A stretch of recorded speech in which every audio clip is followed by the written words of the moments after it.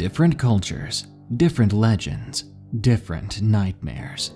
Today we head to the east in search of horrifying ghost stories. Some of the creepiest urban legends and ghostly tales originate from Asia.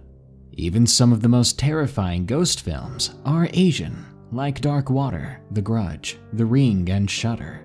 But today, we're talking about the real stuff.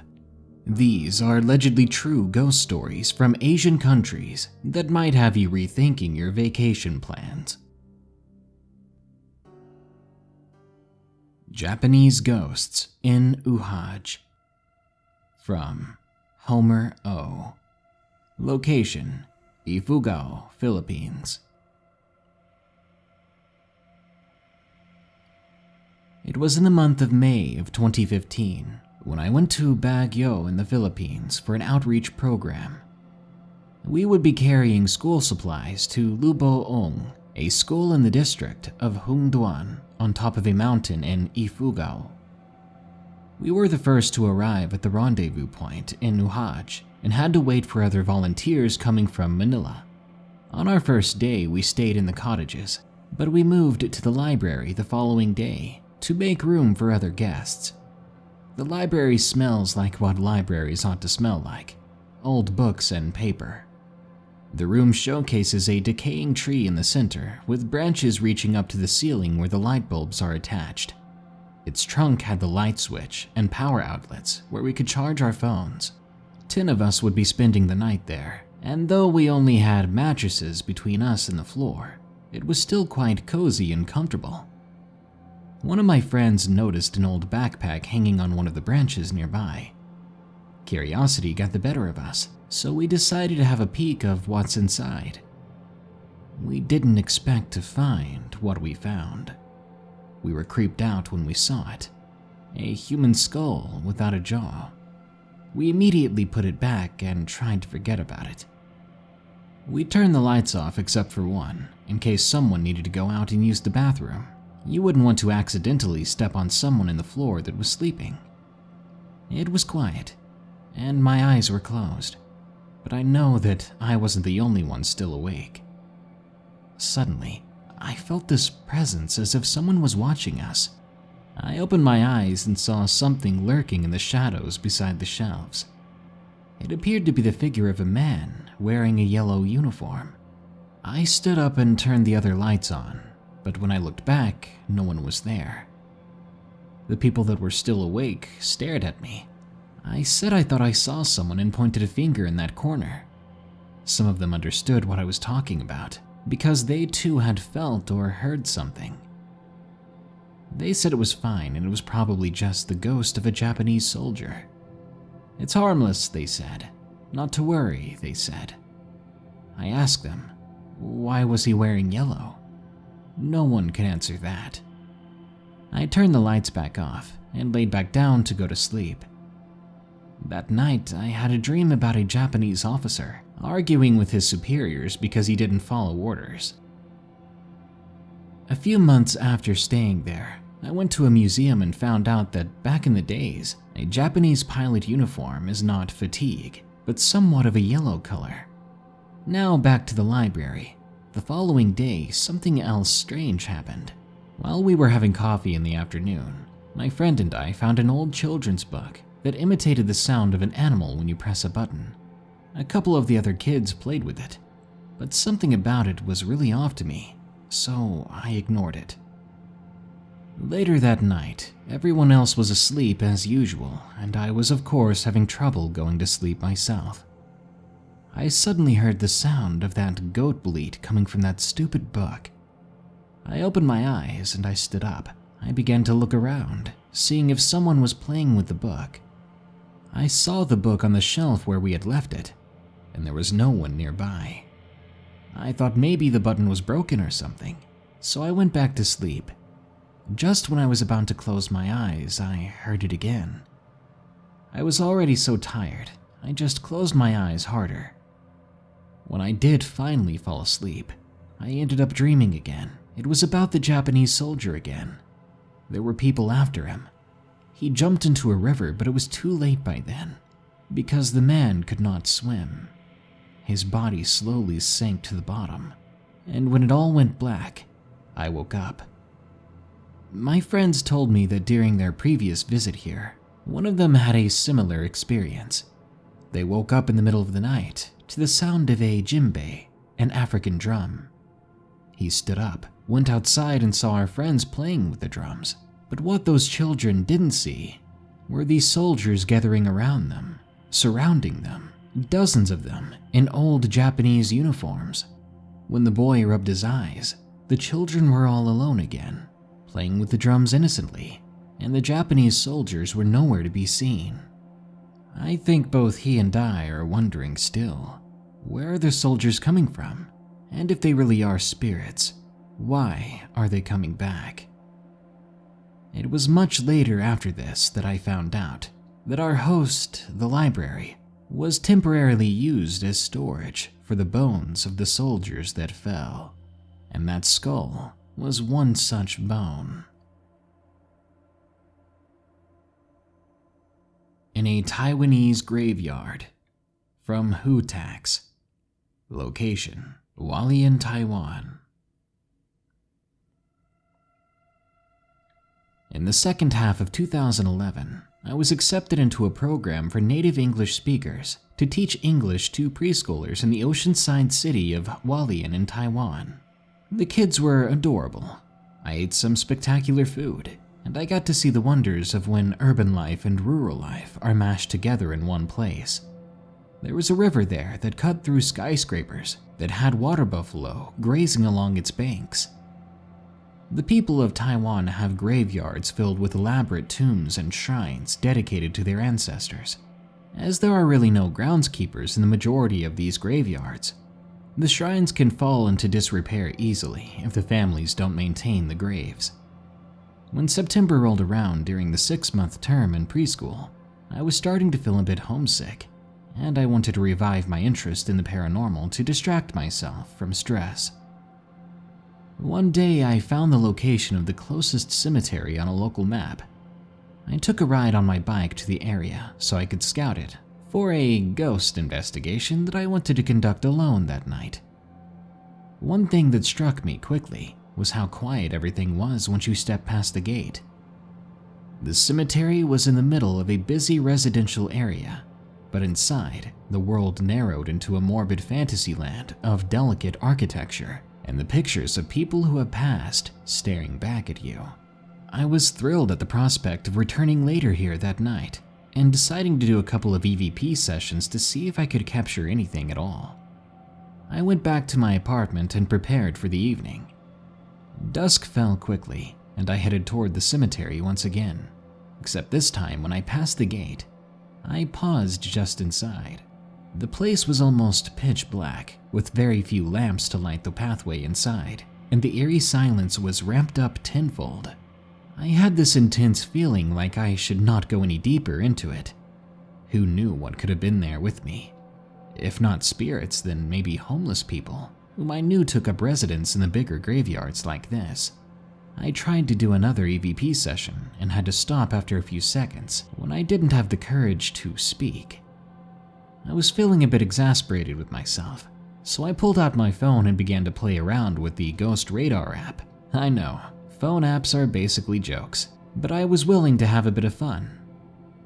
The app had a radar that was supposed to ping the location of spiritual energies nearby, and it had a word database that would speak the word if a spirit had something to say. I watched the green laser sweep around the area around me, and was slightly disheartened to see no pings around me, not even any fake ghosts apparently. There was a second of silence after that when a sound came from my phone that made my entire body freeze. The app spoke a word that should not have appeared in its library, because out of nowhere, this ghost app spoke my father's first name. And despite the spelling of my father's name being a bit odd, it was displayed across the screen perfectly. I basically dropped my phone in a panic. I began backing away until my back met the entrance of the gate. The only thought I had was the worry that something had happened to my dad and that the spirits were trying to warn me. Maybe it was an overreaction, maybe I was just paranoid. Just before riding back to my apartment, I swear I heard my dad's name again. It was the same voice and tone from before, but it came from the graveyard instead of my phone. Anyway, I rode back in record time, opened up my laptop so I could message my mother halfway across the world. Unfortunately, she works the night shift in the US, and the time zones were wonky anyway. It was a while before she could reply. Luckily, she said that everything was fine. When I told her what had happened, she scolded me for using an app like that, even just for fun. My family has a belief streak when it comes to the paranormal, and none of us trust anything similar to Ouija boards, anything that can supposedly communicate with those that have passed. She said that my anxiety was punishment enough for toying with these things. To this day, I don't know what happened. For all I know, the app could have just scanned through my contacts and pulled my dad's name at random. The thing is, I checked my phone after that, and he only appears as Dad's cell in my contacts. One thing is certain though, I haven't used that app ever since. The Gwisin in the apartment. From Miho. Location, Korea.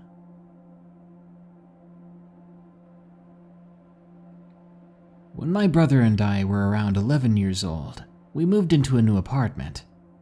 We were finally able to afford it, not knowing that we would leave it only a few months later. When we first moved in, one of our neighbors greeted us. My father was talking to him, while my brother and I were standing in the doorframe of our room listening to the conversation. We were very curious about what they were talking about, especially after we heard our names being dropped in the conversation. After a few minutes, our dad called us over to say hello to him. We did and talked about how school is at the moment, and we were joking a bit about the fact that I looked like I was adopted, because I look European, while my twin brother looks 100% Asian. When we talked, we heard glass shattering from the kitchen out of nowhere. My mother did have some circulation problems from her pregnancy at the time. We walked into the kitchen to look after her. I was nearly running into her when she came out of the bathroom with a dustpan and a brush. We were confused. She said that she was cleaning the bath when she heard the sound of glass shattering as well. She thought that one of us had dropped something, and she wanted to bring us the dustpan so we could clean it up properly. We didn't have any pets at the time, so we didn't know how the glass fell to the ground like that, but we shrugged it off. While I cleaned up the shards, my mom was also taking a bit to the neighbor, and said jokingly maybe it was a ghost. It was something no one thought was funny. It turned out our neighbor was as religious as we were. When he left, my mother was complaining a bit that this was no joke and we should take it seriously. The next 2 months, nothing else happened except a power outage in the apartment, but that was it. It first started when our mom went to the hospital because she gave birth to our sister and had to stay nearly 3 weeks. There were some health complications. That meant we would be alone from 6 to 3 a.m. from Tuesday to Wednesday because our father worked late at night on those days. This didn't bother us too much, and besides that, we were already old enough to stay alone for a few hours. We ate dinner that evening and went to bed around 9 after watching some TV. My brother and I are very close even back then. We very rarely argued, and we even still shared a room. To save space, we had a loft bunk. My brother slept on the upper bed and I took the lower. When we went to sleep, we had some weird habits. Like the door had to be closed and the curtains had to be closed and fastened with clips on the windowsill. This was to prevent us from waking up and seeing something in the window, or to keep something from looking through the crack in the door. I know we had some serious issues, and the worst is we still have those issues. Anyway, after about 10 minutes, my brother asked if I had drank too much again. I basically had the bladder of a squirrel. I was confused and looked up, asking why he asked that. That's when I saw that not only was the door open, but the light in the hallway was switched on. That was not how we left it. I told him I was lying there the whole time. Then I cautiously went outside to switch the light off. Before I did, I checked if the front door was locked still. It was. So I switched the light off and ran back to bed, When I turned back, looking toward the hallway, I saw a silhouette standing there. I swear to all the gods I believe in, I never turned around so fast to switch on the light again. My brother, irritated, asked what the heck I was doing, but I was already running back to the bed and hiding my head under a blanket. I told him I saw someone in the hallway. He thought I was kidding, but then, seeing as I was so afraid, offered to sleep in the bed with me. I agreed, because honestly I did not want to sleep alone after that. And if something was trying to get us, then it would get him first. He always slept on the outside after all. When I think about it now, it reminds me of that scene from Lights Out, except that I couldn't recognize any kind of features on the thing. I'm not sure if it was male or female. After that, a few things happened, mostly to me and my brother, and once even to both of us. Like I mentioned earlier, my brother slept on the upper part of the bed. He was playing with his PSP one day when he decided it was late enough and switched it off. While he was playing though, he said that he was facing the gap where the ladder was. When he turned the PSP off and turned over to go to sleep, he saw a woman's face and head. She had her head in her hands and she was just staring at him. He closed his eyes and turned around, switching on the PSP again for a light source. I woke up too as he repeatedly called my name. After I responded, he told me to switch on the light. I did so. I saw him shaking and climbing off the top bunk with his pillow in hand, telling me what he saw. We didn't tell this to our father and hoped it was just our imagination. But things only became worse when our mother came home with our new little sister. Whenever we did visit her in the hospital, we never saw our sister awake. Of course, she was awake from time to time, but she was sleeping even when there was noise around her. That's why we were surprised when she came home, and she was crying constantly, especially at night, and especially in her room. We had 2 cribs, in her room and one in the room of our parents, and she only slept normally in our parents' room. Some time passed by like this, and we saw this weird figure from time to time. The tip of the iceberg was when our dad said that the front door was open when he came home one night. We were sure that the door was locked. After that, my parents decided to move somewhere else, and we were looking for another apartment. Our father didn't tell this to our mother, but he asked us a few times if we noticed something unusual about the place, like items going missing. We were finally able to tell him what we saw. After that, he called our aunt, asking if we could stay with her because there isn't something right with our apartment, and that, quote-unquote, the boys were having trouble sleeping. She agreed, and we stayed the next few weeks with her while our parents were staying in the apartment. When we finally moved out, we got some help from the neighbor from earlier, with whom we still have contact. He helped us moving out, and we moved into the new apartment at record speed. We're still living there to this day. When that neighbor visited us at our new place after a while, we ended up sharing our ghost stories of that apartment. He then admitted to us that the previous tenant was sent to a mental hospital to treat his schizophrenia after he told his family that he repeatedly saw a strange woman staring at him while lying in bed. She would always whisper something that he could not understand. Honestly, when I think about it, it's more than just creepy. But what concerns me is that the person who lived there before us, they're being treated for something that they don't have. I saw a phantasm in rural China. From Mario website 44. Location, China. There's nothing I enjoy as much in life as traveling. I'll go anywhere, from exotic Utah to the deepest, darkest parts of Africa. I love absorbing the foreign customs and interacting with people there whose cultures are different and beautiful. I'm not just into visiting the big cities.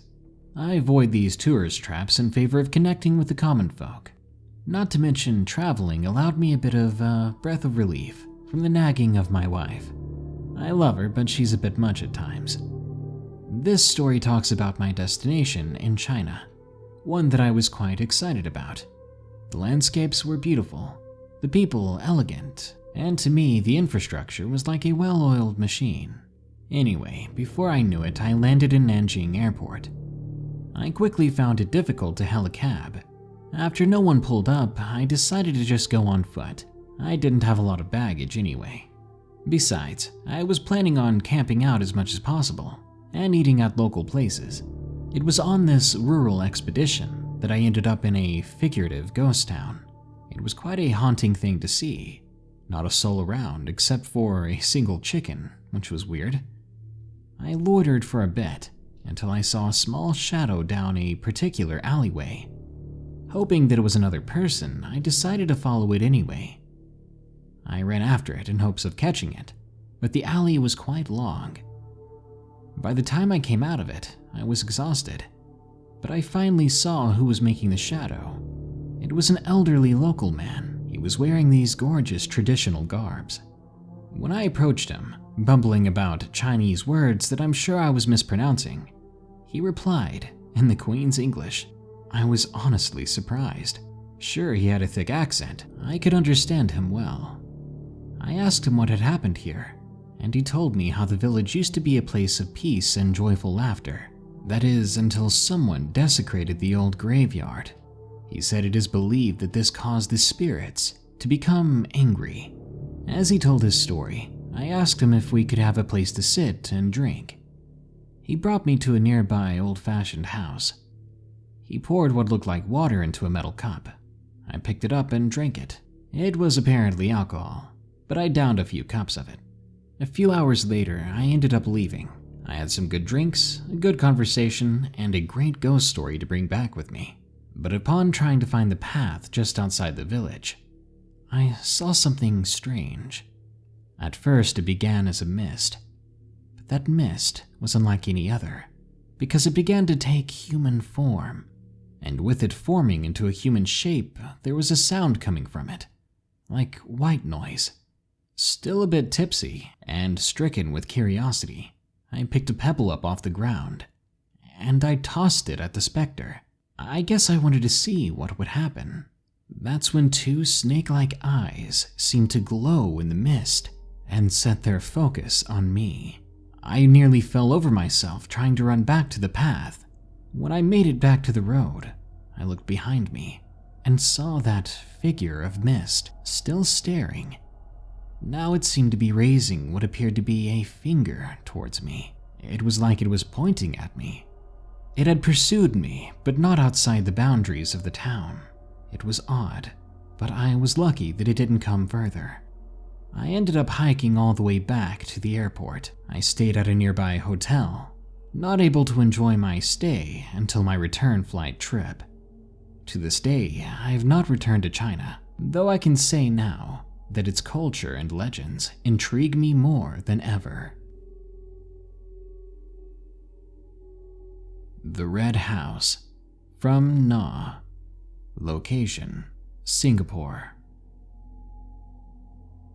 I'm a frequent camper. It's a great way to meet new people, make friends, and see the sights.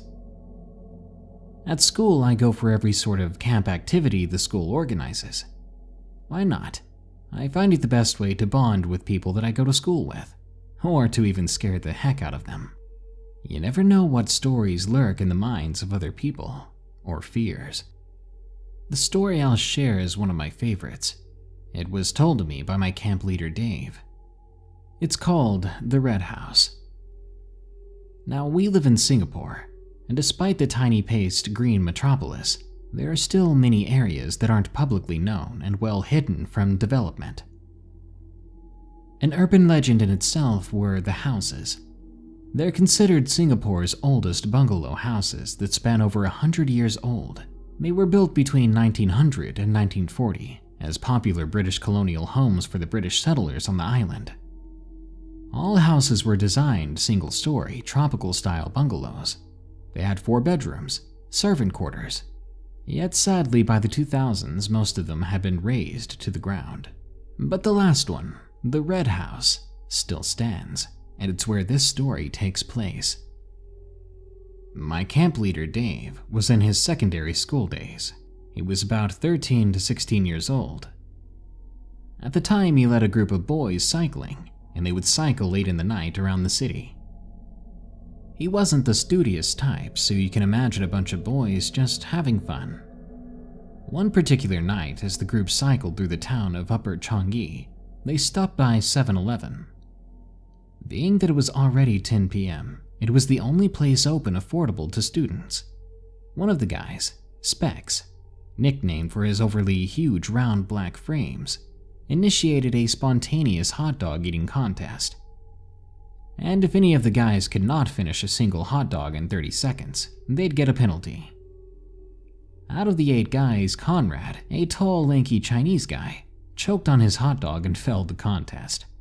As punishment, the group decided to embark to the Red House, which is about an hour-long bike ride. Dave laughed with the boys as they spooked each other with many of their stories. At the time, the house had lured many to its resting place, with the stories of a pair of haunted stone lions at the gates, a weeping doll in a rocking chair, and white shadows spotted within the compound. There was even a very illegal ghost tour in the 80s that was shut down due to the passing of one of the people that attended it. It was a little girl who passed away while her family was touring the house. The stories passed over their heads like the cool breeze of the night as they excitedly headed toward the Red House. The house was situated at Pasir Ris, shielded by the large rain trees. You can think about it like a secluded jungle in the middle of town. With the many chalets and late-night eateries in the area, it was hard to miss the dark, bumpy dirt road that led down to its domain. The boys parked their bikes at the end of the one-way street and walked the path down. Tired and sweaty, Conrad was tasked to enter the house and shine a flashlight through all the windows of it. This would allow the other boys to know his presence in there, and to know that he was completing his penalty. As with tradition to entering the house, the boys bought joss sticks on their way to the house. Conrad had to place the joss sticks at the base stone lions, guarding the front of it. He burned the sticks and prayed to the lion statues, asking for their blessings and protection. Conrad then climbed over the short red wall and entered the house. Dave recounted to me how silent and eerie the place was. Despite being placed in a jungle atmosphere, it was still far too quiet. There were no bugs chirping or buzzing about, and the wild dogs were oddly silent. The only tangible thing was the hot, sticky night air. Dave and the 6 boys stood by the front gate, some sitting on the red wall and watching intensely for Conrad's signal. Jokes and songs were being shared to continue the high spirits of the gaggle. However, about 40 minutes passed, and there was no light in any of the windows. The boys realized then that Conrad had been silent for far too long. They began to call out to him, and the boys began to enter and scour the house. But the house was just as empty as before. Conrad was known to be a crafty guy, and was tall enough to jump over the wall silently. He could have ditched his punishment. Enraged, the group went back to their bikes. Their hunch was right. Conrad's bike was gone. The boys were on a warpath, figuring that Conrad would head to Mac's house, since it was about 10 minutes away and may have been celebrating his victorious escape. The group left the Red House. At Mac's place, Conrad was nowhere to be seen. They then assumed Conrad was being a jerk and decided to eat their troubles away. He could have left for all they knew. But about an hour later, Conrad was stumbling into Mac's house. The group was surprised and equally mad. "Where the heck were you? What in the world, man? How could you have ditched us like that?" Conrad was berated with questions and insults. My camp leader Dave noticed his bleached face, though, and staggering breaths. He calmed the group down and brought Conrad a drink. Conrad managed to relax and recounted the encounter. He had entered through the heavy front door of the Red House, just like they wanted him to. The house was thrashed with graffiti and beer bottles. Remembering his mission, Conrad entered the living room. As the common space of the house, the living room led to 4 other doors. That's when he noticed the windows of the living room were nailed shut, all except the little space designated near the top of the window frames. It wasn't tough for him to shine through the window. The living room being completed, he opened the first door on his right. and he was face to face with a small rocking chair basking in the moonlight. The tiny room was off-putting to him, but he couldn't place the reason why. The window in the room was far too large and clean for a room of this size. It easily took up half the wall. The chair looked preserved in the stuffy room as well. This area did not match the rest of the house. It was too normal and maintained. Creeped out, Conrad headed to the other doors in the house, and with every door Conrad entered, he kept finding himself back in the living room. It didn't make any physical sense. He said at that point his head was aching with confusion. Even the front door was gone now. He began to get dizzy, so he leaned against the wall to catch his breath. He was beginning to panic. That's when a door opened. The air in the house was still and rank, and there was rhythmic creaking sound, like someone was walking. No, he said, that wasn't it. It sounded like someone was rocking in a chair. He slowed his breathing and approached that door slowly, the one that was small with the massive window on one side, the room with the rocking chair. As he touched the doorknob, a cold shiver ran down his spine. It felt like the house was trying to take all the air away from him. Maybe it was his head, but it looked like the walls were stretching and warping around him. He opened the door and peered inside. In a beam of moonlight, the rocking chair was no longer empty. Now, a girl in black lace sat on the chair. Her long hair flowed, draped over her body. She looked like she was mourning the night sky. She sobbed. Conrad was shaken and took a step back, causing the wood underneath to creak. Suddenly, the woman stopped sobbing and instead began to groan. Immediately, her long hair flipped out of the way, and a face white like porcelain faced Conrad. Her eyes were non-existent. Instead, they were little black voids. The groan was emitted from the dainty mouth. Its small-lipped jaw dropped lower and lower, reaching halfway down her dress. Its mouth was big enough to fit Conrad's head inside of it. As anybody would do at that point, Conrad bolted, running to the furthest wall of the house. He found the front door there, despite the fact that it had disappeared before. He exited the house and ran back over the boundary wall. He found his bike abandoned at the end of the street, not where he'd left it.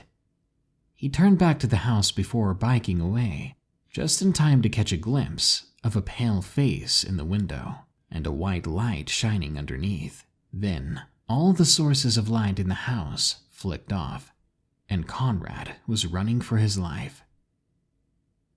You never know which stories are real, or just words of fiction, but one good way to judge a story is to see the person's face when it's told, and Conrad's teary-eyed, panicking, trembling form was plenty for Dave to believe him.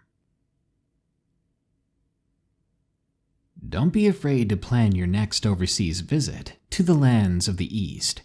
Asia is a vibrant place, and living your own true ghost story is just part of the experience, something you can take back with you to share with others. That is, if you survive. Good night. Be sure to like, share, comment, and subscribe if you enjoyed this episode. And don't forget, you can share your stories with us at darknessprevails.org. If you want to support the show, you can go to patreon.com/darknessprevails, or you can browse our merchandise at teespring.com/stores/darknessprevails. Or if you're watching on YouTube, it's as easy as clicking the shop button below. Thank you. Now then, as usual, here are my 5 favorite early comments from the previous video, about 5 real skinwalker stories from 4chan. Crisp Plazy says, 4chan more like Morechan. I totally agree. There's so many horrific green texts that we need to read on this channel. Ruby Trujillo says, my favorite are skinwalkers. Thank you so much. Depression is getting to me. Well, I hope you get better, and I hope these stories can be something you live for. TG Productions says, let the darkness take control. I wouldn't do that. I'm a terrible driver. Jose Chavez says, what a drag. Okay, Shikamaru. And Mochi Velasquez says, technically if you walk around without clothes, you're walking in only skin, and I guess that would make you a skinwalker. I mean, we all have skin, right? I think we're all skinwalkers, on the outside, but I don't want to be rude to those poor folks who don't have any skin at all. Well, that brings us to the end of this Darkness Prevails episode. But don't you worry, more scary stories are on the way soon, so stay tuned. Until next time, here are the credits to my amazing patrons who continue to donate. Remember, stay safe out there, and stay creepy, because this world is a strange one.